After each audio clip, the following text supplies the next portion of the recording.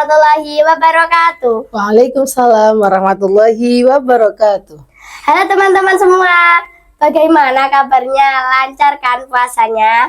Semoga kita semua selalu dalam lindungan Allah Subhanahu wa Ta'ala.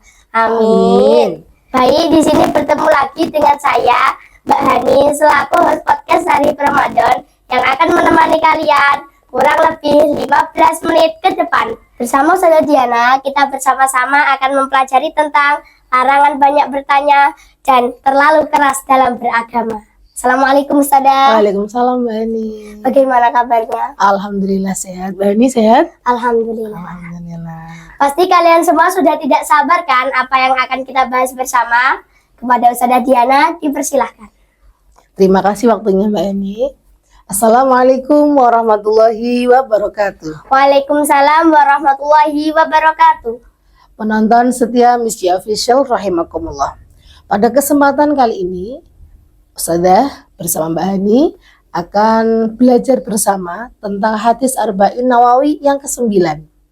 Sebelumnya akan saya bacakan dulu. An Abi Hurairah Abdurrahman bin Sukhr radhiyallahu anhu qala sami'tu Rasulullah sallallahu alaihi wasallam yaqulu ma nahaytukum anhu fajtanibuhu wa ma amartukum bihi fa'tu minhu mastata'tum fa innam ahlakal ladzina min qablikum kasratu masailihim wa ikhtilafuhum ala anbiya'ihim. Awal hadis dijelaskan disebutkan ada perawinya, yaitu adalah Abu Hurairah. Ini sudah pernah dengar nama Abu Hurairah? Belum. Oke. Kita belajar bersama mengenal sahabat-sahabat Nabi. Abu Hurairah itu adalah manusia yang beruntung di antara banyak orang. Jadi dia beberapa orang yang beruntung. Beruntungnya bagaimana? Karena beliau adalah orang yang begitu dekat dengan Nabi Muhammad. Abu Hurairah itu masuk Islam setelah Nabi Muhammad 7 tahun tinggal di kota Madinah. Nah, artinya Abu Hurairah itu bersama Nabi Muhammad selama 3 tahun sebelum beliau wafat. Nah, tapi hebatnya Abu Hurairah itu karena memang dia setelah masuk Islam dan dekat dengan Nabi Muhammad, memang hidupnya seakan-akan diperuntukkan untuk takzim kepada Nabi Muhammad. Nah, dengan waktu yang singkat, 3 tahun kan sebentar tuh ya. Nah, Abu Hurairah ini mampu meriwayatkan hadis paling banyak di antara para sahabatnya. Dan jumlahnya ini sangat fantastis sekali. Bahwasanya jumlahnya 5.374 hadis. Berarti banyak sekali. Iya, banyak sekali. Padahal cuma 3 tahun. Nah, ini kan keren sekali. Nama asli Abu Hurairah ini dijelaskan di sini Abdurrahman bin Sukhr. Nah, kok kenapa disebut Abu Hurairah? Abu Hurairah itu julukan. Abu Hurairah itu artinya ayahnya kucing kecil. Nah, pernah dengar ceritanya nggak? Bani pengen dengar nggak ceritanya? Pengen. Nah, Nabi Muhammad itu waktu suatu hari pas ketemu Abdurrahman bin Sukhr, Abdurrahman bin Sukhr ini sedang di bajunya, di lengan bajunya ini ada kayak apa ya, besar gitu menonjol. Terus ditanya sama Nabi Muhammad, "Loh, Abdurrahman bin Sukhr itu apa? Yang di bajumu itu apa? Kok ada menonjolnya?" kan gitu. Terus dikasih tahu, ditunjukkan bahwasanya di dalam bajunya, di lengan bajunya ini ada kucing kecil. Jadi Abdurrahman ini suka sekali dengan kucing. Dia suka ngasih makan, terus dia kalau mau kemana-mana dibawa kucingnya itu. Sampai-sampai Nabi Muhammad ini memberi julukan kepada Abdurrahman bin Sukhr, bahwasanya disebut, oh berarti kamu itu adalah ayahnya kucing kecil. Nah, Abu Hurairah lah namanya. Nah, jadi sampai sekarang Abdurrahman ini sampai-sampai namanya itu sudah tidak terkenal, tidak seterkenal nama julukannya. Karena yang dipakai itu, yang dikenal banyak orang, masyhur di banyak orang itu Abu Hurairah, nama yang dari Nabi Muhammad. Itu asal mula ada nama Abu Hurairah. Yang bisa kita pelajari lagi, selain beliau begitu cerdasnya, sampai-sampai dalam waktu 3 tahun mampu meriwayatkan 5.000 lebih hadis, beliau itu juga suka beristighfar. Jadi setiap hari-harinya itu dia pakai untuk beristighfar sambil menemani Nabi Muhammad. Jumlahnya 12.000 itu setiap hari. Nah, ini kan sebagai apa ya, contoh lah, motivasi buat kita biar kita bisa meniru jejak langkahnya Abu Hurairah. Nah, diriwayatkan juga di hadisnya Nabi Muhammad yang diriwayatkan oleh Abu Hurairah itu, Abu Hurairah cerita seperti ini. Jadi Abu Hurairah itu punya ada tempat kurma. Kalau mungkin kita bisa gambarkan kotak lah ya, kotak yang berisi kurma. Di situ cuma ada 20 kurma. Lalu Abu Hurairah datang ke Nabi Muhammad, ya Rasul, tolonglah jenengan doani ini. Jadi minta didoani kurmanya biar berkah gitu, biar diberkahi sama Allah. Dibawalah kurma itu, dibawa kepada Nabi Muhammad, lalu didoakan. Nah, setelah didoakan, Nabi Muhammad pesan, kalau kamu mau makan buah kurma ini, tidak usah dibuka tutupnya. Jadi langsung ambil aja, nggak usah dibuka terus dilihat semuanya, nggak perlu. Pokoknya kalau kamu misalkan pengen makan kurma, ambil. Nanti tutup lagi. Itu kan awalnya 20, dihitung awalnya. Habis itu nggak usah dihitung lagi. Pokoknya kalau mau ambil, diambil aja. Kalau mau makan, diambil aja gitu. Nah, ternyata ini salah satu mukjizat Nabi Muhammad. Ketika sudah dilaksanakan sama Abu Hurairah, kalau dia pengen makan kurma, tinggal ngambil. Ternyata kurma itu tidak habis selama 24 tahun. Wah, padahal awalnya cuma 20 biji. Bayangkan kan kita kayak nggak mungkin banget 20 biji sampai 24 tahun.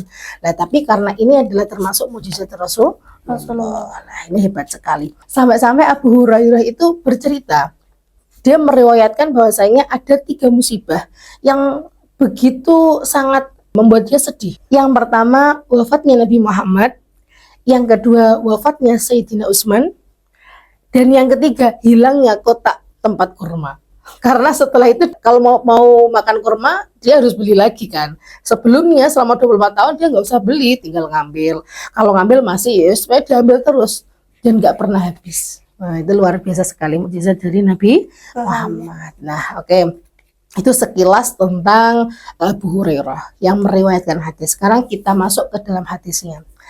Qala sami'tu Rasulullah sallallahu alaihi wasallam. Abu Hurairah pernah mendengar Rasulullah itu berkata, "Mana hitukum anhu fajtanibu." Apa yang aku larang untuk kalian semua, maka jauhilah. Wa ma amartukum bihi fa'tu minhu. Dan apa yang aku perintahkan kepada kalian semua, maka lakukanlah. Tapi tidak cukup sampai lakukanlah. Jadi yang diperintah misalkan perintahnya Rasulullah itu disuruh berbuat baik setiap hari, lakukanlah. Tapi kan kadang namanya manusia ada yang ada nggak bisanya, ada mungkin imannya sedang turun. Kita diperintahkan oleh Rasulullah memaaf, menjadi orang pemaaf. Tapi kadang juga namanya manusiawi, kadang ketika disakiti orang ya ada sakit hatinya juga. Nah, di sini ada lanjutannya. Tidak hanya wa ma amartukum bi fa'tu minhu, apa yang aku perintahkan lakukanlah, tapi ada lanjutannya mastata'tum, semampu kamu. Nah, tadi kan judulnya dan tidak beragama terlalu keras kan. Nah, ini di sini mastata'tum. Jadi Rasulullah itu mengajarkan kita semampu kamu. Tapi yang penting ketika saya melarang, maka jauhilah. Dan apa yang saya perintahkan, lakukanlah semampu kamu. Soalnya Nabi Muhammad itu tahu, sadar bahwasanya umatnya yang dulu dan umatnya yang sekarang itu tetap berbeda. Mungkin yang dulu fokus ibadahnya karena pekerjaannya tidak terlalu banyak. Kalau orang sekarang jauh lah ya, kan pekerjaannya sekarang banyak, pekerjaannya tidak hanya satu. Jadi mengikuti perintah Rasulullah itu sebisanya. Fa innam ahlakal ladzina min qablikum kasratu masailihim wa ikhtilafuhum ala anbiya'ihim. Nah, pada dasarnya di sini dijelaskan umat-umat yang terdahulu itu pernah hancur karena terlalu banyak bertanya dan mengelak. Nah, mengelak dari perintah Nabi, jadi hancur. Hadis ini ada contohnya yaitu Nabi Musa. Nah, Nabi Musa itu hidupnya kan bersama dengan Bani Israel. Nah, sekarang Bani Israel itu ada seperti ini. Kamu tuh jangan banyak tanya toh kayak Bani Israel lah kayak gitu. Nah, kenapa ternyata ada cerita Bani Israel kenapa kok dianggap orangnya banyak tanya? Ternyata dijelaskan dalam Al-Qur'an. Nah, pada suatu hari Nabi Musa itu menyuruh kaumnya untuk menyembelih seekor sapi. Nah, seharusnya kan sembelih saja sudah cukup. Tapi ternyata Bani Israel ini, kaumnya Nabi Musa itu tidak cukup seperti itu. Jadi dia tanya lagi di dalam Al-Quran, wa idh qala Musa liqaumihi innallaha ya'murukum an tadbahu baqarah. Qalu atattakhiduna huzwa. Qala a'udzu billahi an akuna minal jahilin. Jadi diceritakan, apakah engkau menjadikan kami ejekan? Disuruh Nabi Musa untuk menyembelih saja, Bani Israel itu malah curiga, apakah kamu itu pengen menertawakan saya? Seperti itu. Jawabannya Nabi Musa, qala a'udzu billahi an akuna minal jahilin. Aku berlindung kepada Allah agar tidak termasuk orang-orang yang jahil. Lalu dilanjutkan lagi. Mereka berkata, "Qalu du'a lana rabbaka yubayyin lana ma hi." Mohonkanlah kepada Tuhanmu untuk kami agar dia menjelaskan kepada kami tentang sapi itu. Dia bertanya lagi, jelaskan lagi sapi itu yang gimana, kayak gitu kan. Terus dijawab lagi. Akhirnya karena dia bertanya, maka dijawab lagi lebih spesifik lagi kan. Harusnya ketika dia nggak tanya sapi yang bagaimana, ya udah tinggal disuruh menyembelih sapi, ya sudah disembelih saja kan beres. Tapi karena dia bertanya sapi yang bagaimana, maka dijawab di sini. Qala innahu yaqulu innaha baqaratun la faridu wala bikr. Awanum baina dzalik. Maka dijawab sama Nabi Musa, sapi yang dimaksud di sini adalah sapi yang tidak tua dan tidak muda. Nah, kan malah bingung lagi ya toh? Malah bingung, wah, sapi yang tidak tua dan tidak muda. Di tengah-tengahnya, pertengahan antara itu. Maka kerjakanlah, langsung disuruh fa'alu ma tu'marun. Kerjakanlah. Nah, dan dicari, kamu kan tadi tanya sapi yang bagaimana, dijawab seperti itu. Tidak cukup lagi, ditanya lagi sama Bani Israel itu. Mereka bertanya lagi, qalu du'a lana rabbaka yubayyin lana ma launuha. Sekarang malah tanya. Lah, sekarang tanyakan lagi sama Tuhanmu, warnanya bagaimana sapinya? Ditanya lagi, padahal kan tadi sudah kamu sudah cukup lah disuruh menyembelih sapi, harusnya sudah cukup, malah tanya sapi yang bagaimana. Dijawab yang tidak tua, tidak muda. Sekarang tambah tanya lagi, yang warna apa? Dijawab lagi sama Nabi Musa. Qala innahu yaqulu innaha baqaratun safra ufaqi'ul launha tasurun nadirin. Dijawab bagaimana warnanya? Safra, warnanya kuning. Ya, warnanya warna kuning tua.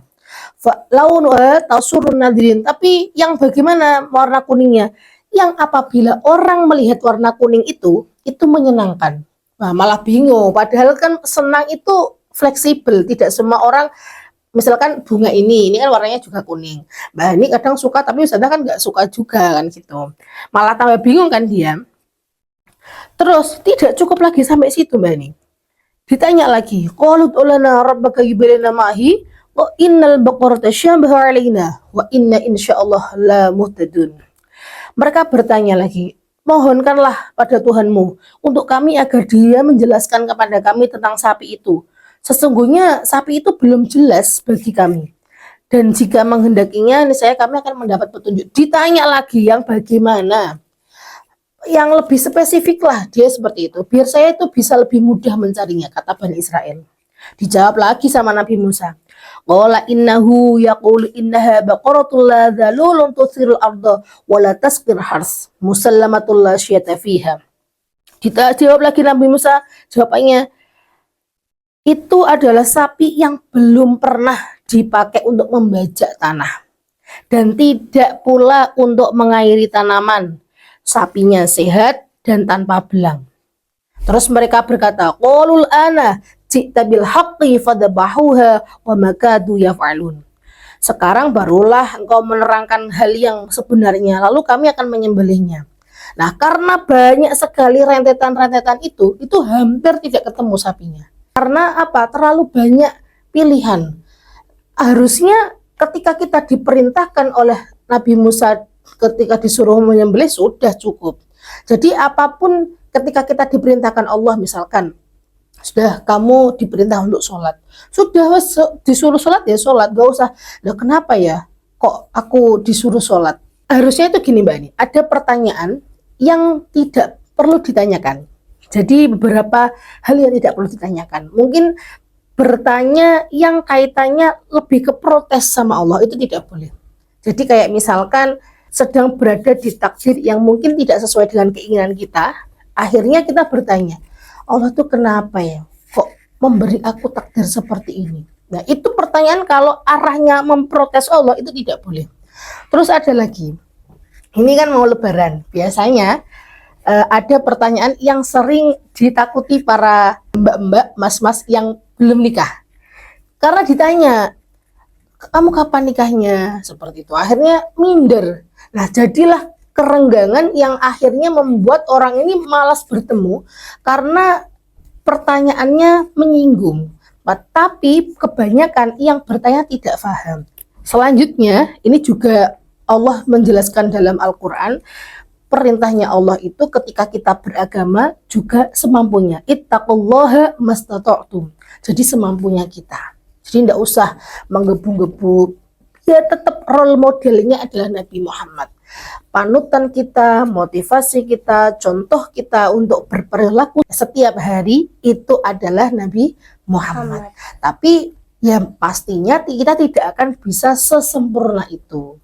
Nah, jadi ya semampunya saja. Misalkan kalau kita sholawat bisanya 100, ya sudah dilakukan itu saja. Tidak perlu sampai mamadoroti badannya sendiri. Jadi kayak misalkan zikir sampai malam karena pengen zikir 12.000 nyontoh Abu Hurairah tadi. Kalau dengan aktivitas Mbak Hani misalkan yang saat ini nanti sekolah, habis itu ngaji ya toh, nanti malam les belajar. Nah, ketika setelah les ada senggang waktu mungkin beberapa 1-2 jam untuk istirahat.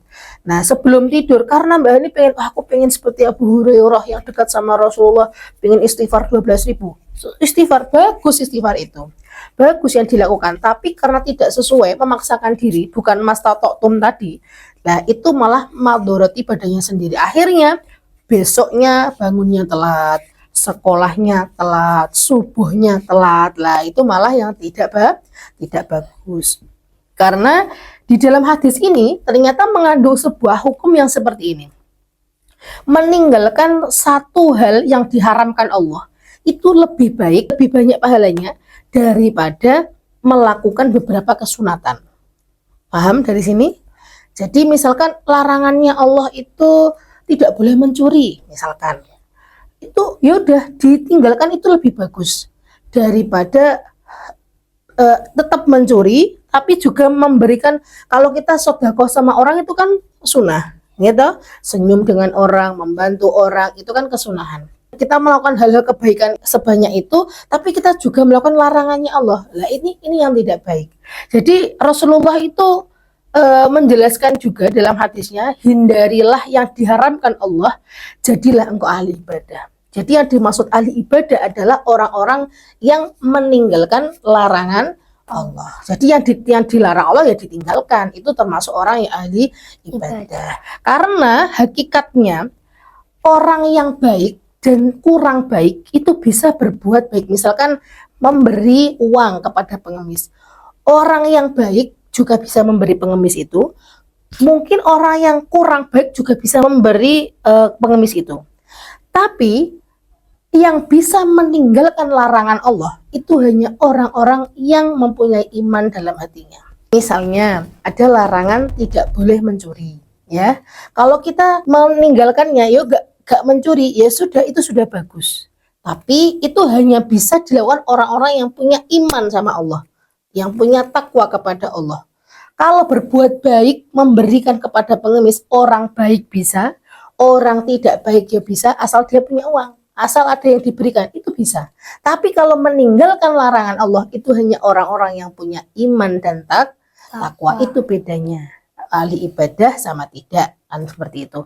Jadi di sini yang ditekankan bukan beragama yang fanatik, ibaratnya seperti tadi kalau kita mencontoh Abu Hurairah 12.000, bukan seperti itu.